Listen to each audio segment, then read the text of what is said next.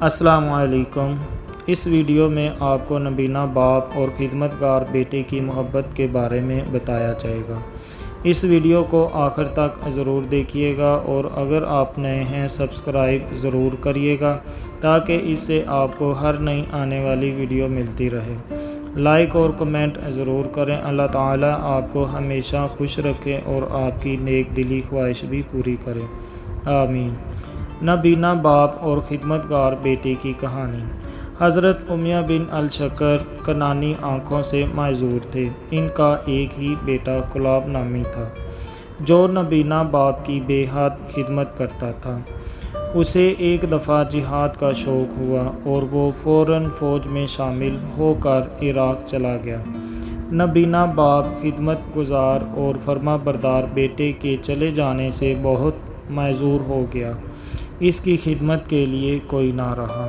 ناچار امیر المومنین فاروق اعظم رضی اللہ تعالی عنہ کی خدمت میں حاضر ہوا اور اپنی تکلیف اور مصیبت کا حال بیان کر کے خلیفہ وقت سے التجا کی کہ کلاب کو واپس بلوا دیا جائے۔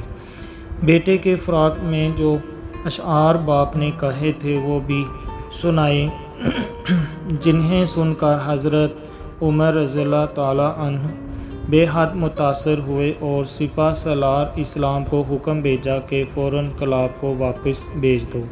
جب کلاب واپس آیا تو سیدھا مسجد نبوی میں حضرت امیر المومنین کی خدمت میں پہنچا۔ حضرت عمر رضی اللہ تعالیٰ عنہ نے پوچھا، کلاب تم اپنے باپ کی ایسی کیا خدمت کرتے تھے کہ وہ تمہارے لیے بہت ہی بے چین اور بے قرار ہے؟ کلاب نے عرض کی، حضور میں اس کے سارے کام بڑے شوق سے خود کرتا تھا اور ان کو متعلق کسی کام کے لیے کسی اور کو کہنا نہ پڑتا۔ جب وہ دودھ پینے کی خواہش کرتے تو میں اونٹنی کے تھن کو ٹھنڈے پانی سے دھوتا تاکہ دودھ بھی ٹھنڈا ہو جائے۔ دودھ دھونے کے بعد برتن کو صاف کپڑے سے ڈھک کر باپ کے پاس لاتا تاکہ اس میں کوئی مکھی وغیرہ نہ پڑ جائے۔ اس پر حضرت عمر رضی اللہ تعالی عنہ نے فرمایا، اس طرح آج ہمارے سامنے دودھ دو۔ کلاب دودھ دھونے میں مصروف ہو گیا اور حضرت امیر المومنین نے ایک آدمی کے ہاتھ اس کے باپ کو بلایا۔ وہ لاٹھی ٹیکتا ہوا آیا اور امیر المومنین کو سلام کر کے بیٹھ گیا۔ اتنے میں ان کا لڑکا دودھ دھو کر فارغ ہو چکا تھا۔ حضرت عمر رضی اللہ تعالی عنہ نے اشارہ کیا، خاموشی کے ساتھ یہ دودھ اپنے باپ کی خدمت میں پیش کرو۔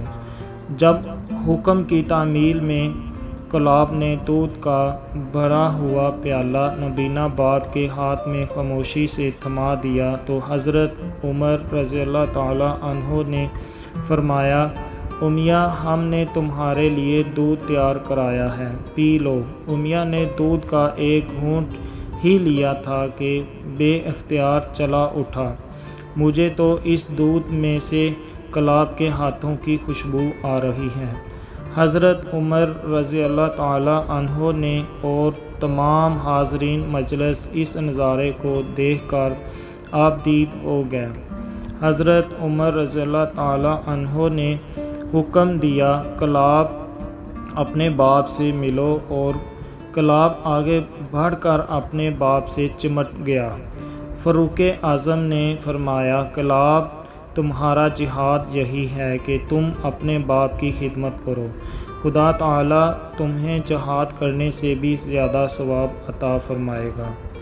اس پیغام کو دوسروں تک پہنچائیے تاکہ اللہ کسی کی زندگی کو آپ کے ذریعے بدل دے، آمین ثم آمین۔